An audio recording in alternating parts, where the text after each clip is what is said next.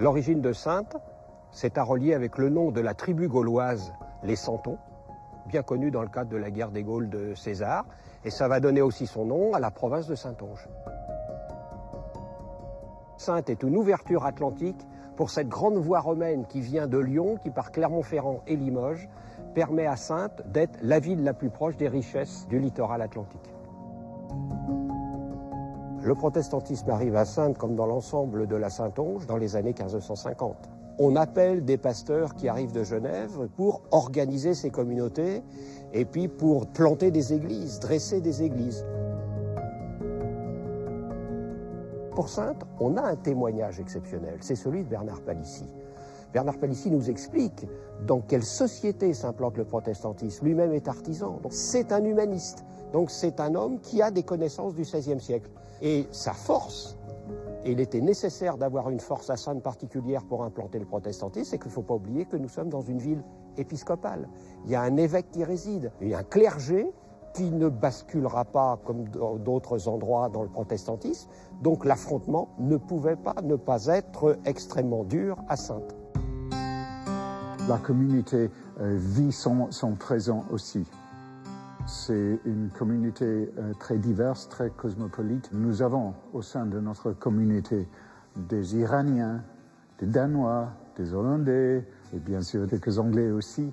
Et nous sommes tous sous la direction de notre pasteur hongroise. On aime être ensemble. Mais pour moi, ce n'est pas suffisant. L'Église n'est pas un club, ce n'est pas un cercle social. Nous avons notre mission qui vient de la vie de Jésus. Notre mission, c'est d'être témoin de notre Église, de notre évangile dans le monde.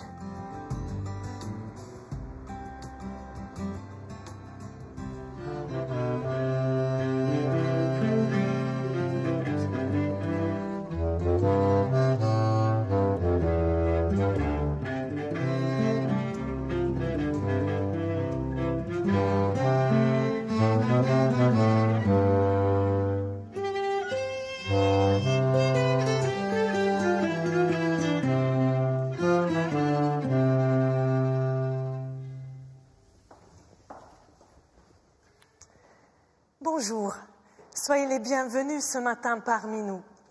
Nous partageons ce moment avec les fidèles ici présents dans ce temple à Sainte et avec les téléspectateurs devant leur écran pour accueillir ensemble le royaume de Dieu, c'est-à-dire accueillir ce qui advient tel qu'il advient, incarné par excellence par l'enfant, sans préjugés, accueillir le royaume comme un enfant, à bras ouverts, tel qu'il est, et non pas comme on aimerait qu'il soit.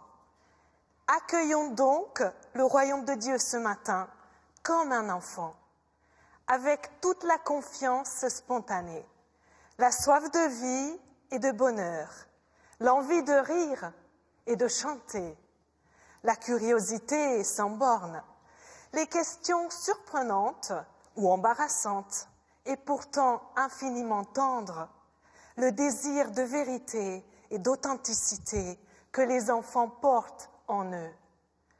Comme l'enfant, le royaume de Dieu est une réalité vivante et dynamique. Aujourd'hui, 3e dimanche du Carême et culte des familles pour nous, temps de grâce et d'attente, de paix et de repos, d'accueil et de don, auquel Jésus le Christ nous invite. Amen.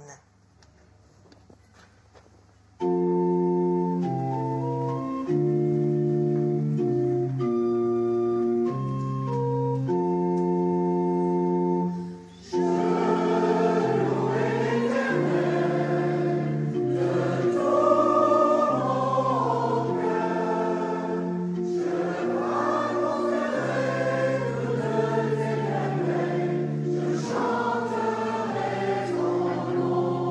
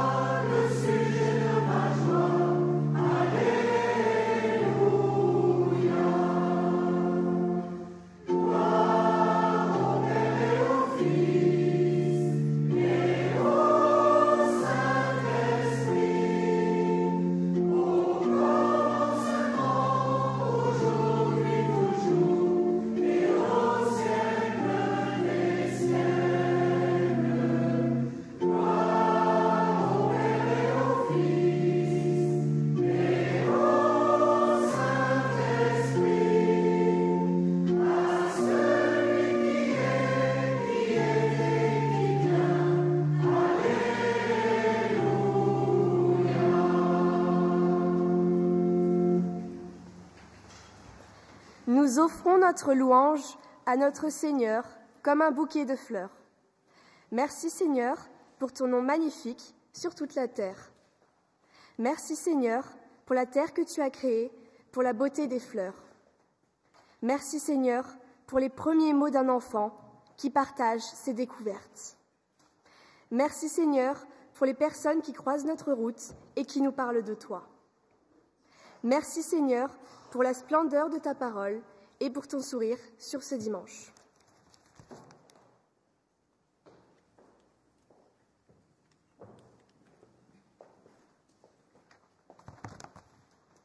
Nous avons tous eu des modèles de foi vivante. Grâce à cela, nous avons pu un jour nous positionner et choisir de continuer ou de prendre une autre voie. Sans modèle, sans enseignement, il n'y a pas d'alternative. Si un enfant vit dans la critique, il apprend à condamner. Si un enfant vit dans l'hostilité, il apprend à agresser. Si un enfant vit dans le ridicule, il apprend à être gêné. Si un enfant vit dans la honte, il apprend à se sentir coupable. Si un enfant vit dans l'encouragement, il apprend à être confiant. Si un enfant vit dans la motivation, il apprend à s'apprécier. Si un enfant vit dans la loyauté, il apprend la justice. Si un enfant vit dans la sécurité, il apprend la confiance. Si un enfant vit dans l'approbation, il apprend à s'aimer. Si un enfant vit dans l'acceptation et l'amitié, il apprend à trouver l'amour dans le monde. Mon Seigneur, je viens de déposer devant toi toutes les pierres qui pèsent sur ma vie, les pierres de mes combats et de mes choix quand je fais face aux exigences de la foi et de l'éducation des enfants que tu me confies au sein de ma famille biologique et spirituelle. Les pierres de la fausse liberté que je crois donner à nos enfants en leur laissant soi-disant le choix. Tu attends de moi d'être ton témoin. Les pierres de ma méfiance, de mon esprit d'analyse et de controverse qui me font oublier d'être dans la simplicité de mon profond besoin d'amour. Je dépose aussi devant toi la pierre dans laquelle je crois pouvoir graver mon nom. Il est déjà gravé dans ta paume. Je dépose devant toi ce tas de cailloux, comme on dépose des armes. Il est si tentant de les lancer sur les autres. Je les dépose devant toi, Seigneur. Amen.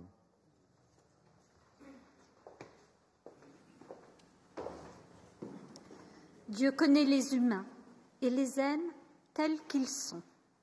Quand quelqu'un vient vers lui et demande pardon, il le relève.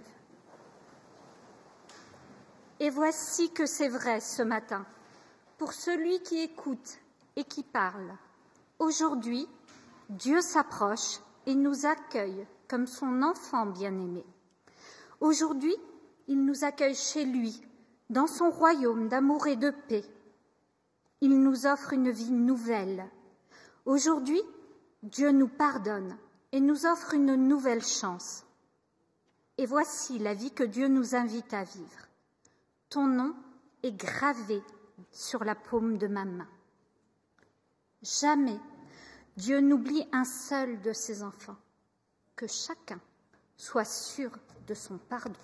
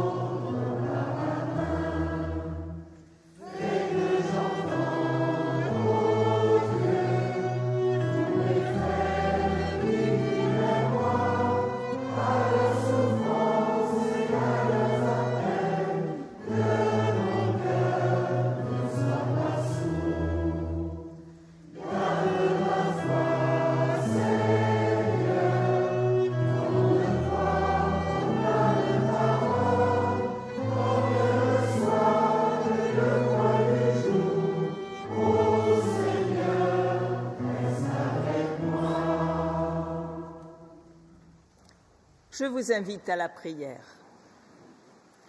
Seigneur, au moment où nous ouvrons notre Bible, nous avons besoin que ton Esprit Saint nous façonne. Les mots de la Bible sont anciens, ils sont transmis des parents aux enfants, des pères et mères aux filles et aux fils, de génération en génération, ils sont parvenus jusqu'à nous. Seigneur, pour que ta bonne nouvelle soit source de notre vie, envoie ton esprit et ouvre nos cœurs à ta parole. Esprit de Dieu, nous te prions pour que tu viennes habiter notre lecture, notre écoute, pour que nous entendions plus que des mots, que ta parole devienne pour chacun de nous une parole de vie pertinente. Amen. Et nous lirons dans l'Évangile selon Marc, au chapitre 10, les versets 13 à 16.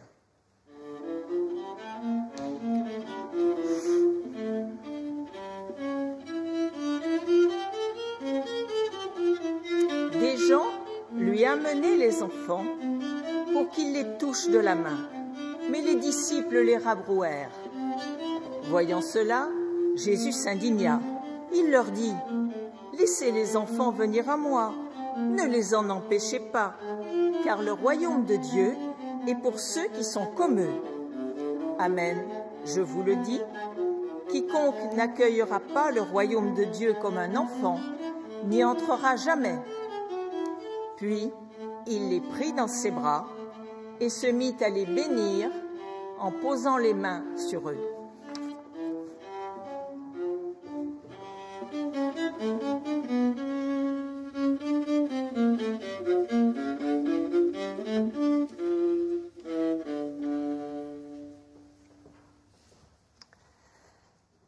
Nous poursuivons notre thème de l'année, la grande famille, et aujourd'hui les enfants qui, quel que soit leur âge, sont pleinement à l'honneur. Nous pouvons affirmer qu'ils sont une bénédiction de Dieu depuis l'origine des temps. Pourtant, nous, les adultes, quel que soit notre âge, nous avons tendance à affirmer haut et fort que les enfants dérangent. Ils empêchent de vivre tranquillement notre vie d'adulte. Quand ils sont tout petits, ils nous empêchent de dormir la nuit, de travailler le jour, de discuter à table avec des invités. Les enfants dérangent le planning de nos agendas et les plans de carrière professionnelle. Bref, ils dérangent les plans de vie des adultes. Et à l'Église, pensez donc, nous ne sommes pas très différents des disciples de Jésus. Nous préférons les mettre tout au fond ou dans la pièce à côté, car ici, c'est le moment de recueillement, d'écoute et de silence respectueux devant Dieu. Si jamais il y en a un qui fait beaucoup de bruit ou court entre les bancs, les parents ou les grands-parents se sentent visés par le regard qui vous dit l'échec de votre autorité ou le dérangement. Car attention, ici, c'est une affaire sérieuse pour les adultes. Pourtant, Jésus, lui, il les met au cœur de son action, de sa parole. Il les donne comme exemple de la foi. Le royaume de Dieu est pour ceux qui sont comme les enfants. Jésus prend le temps, il ne critique ni les parents, ni les enfants, même si les disciples estiment qu'il y a mieux à faire. Jésus, lui, il trouve nécessaire d'aller vers eux et d'être là pour eux. Jésus nous interpelle aujourd'hui sur la question de la place des enfants, de la jeunesse, de l'accueil des familles dans l'Église. Comment comprenons-nous l'enfant ? C'est l'humble confiance de l'enfant qui retient l'attention de notre Seigneur. L'enfant croit parce qu'il s'abandonne avec confiance et sans réserve aux bras qui l'accueillent. Il est curieux, désire apprendre, ne pense pas qu'on peut le tromper. Il n'a pas perdu l'espoir dans ce monde. La méfiance et le doute, l'esprit d'analyse et de controverse ne sont pas encore introduits dans son esprit. Pour l'enfant, donc l'entrée dans le royaume n'est pas une affaire de réflexion et de spéculation intellectuelle, ni de comportement moral. Accueillir le royaume de Dieu, c'est une chose presque trop simple pour nos esprits. Le royaume de Dieu n'est pas un royaume qui s'impose par la politique, par le savoir ou par les idéaux. Ce qui vient en première place, c'est la capacité de recevoir gracieusement, comme nous recevons la vie en cadeau. Laissez les enfants venir à moi, ne les en empêchez pas, nous dit Jésus. Nous entendons fréquemment que les générations qui nous suivent ne s'intéressent pas ou plus à la foi. Souvent, nous oublions d'où vient ce que nous avons reçu et nous ne savons pas vraiment ce que nous voulons transmettre. Nous répétons sans cesse, d'un air attristé, que les enfants, la jeunesse, sont l'avenir de l'Église, de notre société, sans réaliser que ces enfants et ces jeunes sont déjà présents parmi nous. Quelle place nous donnons donc à l'enfant individuellement et en tant qu'Église? Nous avons la responsabilité de faire tout notre possible pour laisser les enfants venir à Christ. C'est notre mission, individuelle, en famille et en Église. Notre vocation de chrétien n'est pas de convertir les enfants, ni de les endoctriner, mais de présenter Jésus-Christ par nos paroles et par nos actes. Nous sommes témoins de Christ. Sommes-nous prêts à témoigner Jésus-Christ à leur égard? Aimer et témoigner n'est pas seulement l'affaire des parents ou des grands-parents ou des pasteurs et des catéchètes. Cela concerne chacun de nous. Laissons-nous une place ouverte à une spontanéité qui témoigne de notre attachement à notre Seigneur? Le témoin vivant me fait sortir de mon insignifiance, de ma petitesse. Il m'accompagne, il me serre dans ses bras et me bénit comme Jésus bénit chacun des enfants qui sont là. Il pose les mains sur chacun d'eux. Combien d'enfants reçoivent-ils de leurs parents cette annonce première? Jésus-Christ t'aime. Il a donné sa vie pour te sauver et maintenant il est vivant à tes côtés chaque jour pour t'éclairer, te fortifier, pour t'aimer. Tout au long de son ministère, de sa vie de service, Jésus nous montre que personne n'est insignifiant aux yeux de Dieu. Il nous exhorte à vivre cet amour, à ne jamais oublier de reprendre le relais auprès des plus petits et à aimer nos enfants. Il nous invite à ne pas chercher le royaume, mais à accueillir comme un cadeau qu'il nous a préparé par sa vie, par sa mort et par sa résurrection. Il nous invite à laisser les enfants aller vers lui. Il attend que nous nous laissions conduire et inspirer par lui. Soyons ces témoins joyeux, vivants, dans nos familles, dans notre communauté et dans le monde dans lequel nous vivons. Amen.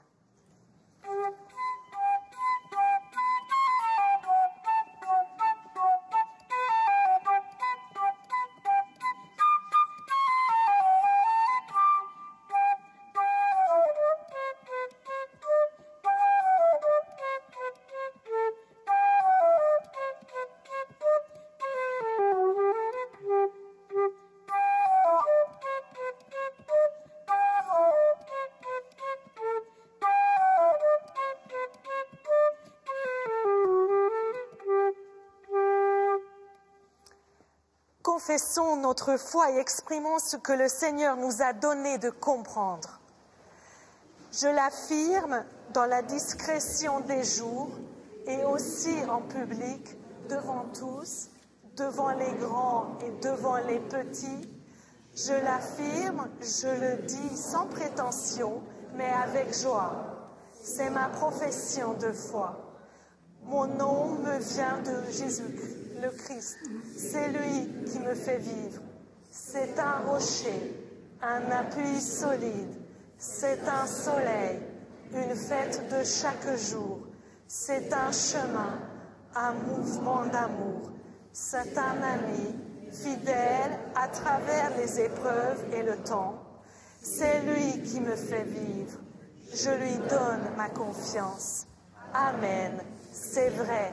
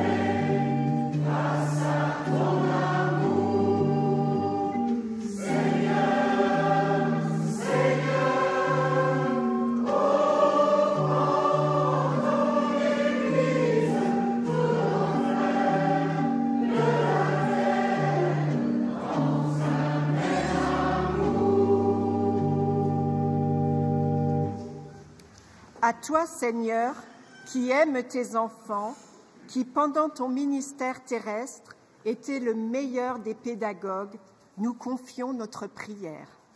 Pour les enfants de toutes les communautés chrétiennes, pour que les générations puissent vivre heureuses et épanouies dans la relation communautaire, pour que ton esprit les anime, Seigneur, nous te prions. Pour que nos familles et nos églises, avec chacun de ses membres, soient et restent un lieu de ressourcement et de témoignage permanent dans les rencontres que tu nous réserves. Seigneur, nous te prions. Pour nos familles et toutes les familles de la terre, pour que ces cellules de base de notre vie sociale soient des lieux de paix, de joie et d'amour, pour que parents et enfants soient unis dans un même amour, fait de respect et d'encouragement mutuel. Seigneur, nous te prions. Pour que tous ceux qui ont la responsabilité et la vocation professionnelle dans les écoles, les collèges, les lycées, les universités, les centres de loisirs et de vacances soient conscients de l'importance de la mission que tu leur donnes pour qu'ils aient exigence, pédagogie, passion, patience et persévérance. Seigneur, nous te prions. Pour la jeunesse qui se lève et nous interpelle, afin que nous sachions la préparer à gérer le monde que nous allons leur léguer. Seigneur, nous te prions. Portés dans la confiance, ensemble, nous pouvons dire : Notre Père, qui es aux cieux, que ton nom soit sanctifié, que ton règne vienne, que ta volonté soit faite sur la terre comme au ciel. Donne-nous aujourd'hui notre pain de ce jour. Pardonne-nous nos offenses, comme nous pardonnons aussi à ceux qui nous ont offensés. Ne nous laisse pas entrer en tentation, mais délivre-nous du mal. Car c'est à toi qu'appartiennent le règne, la puissance et la gloire, au siècle des siècles. Amen.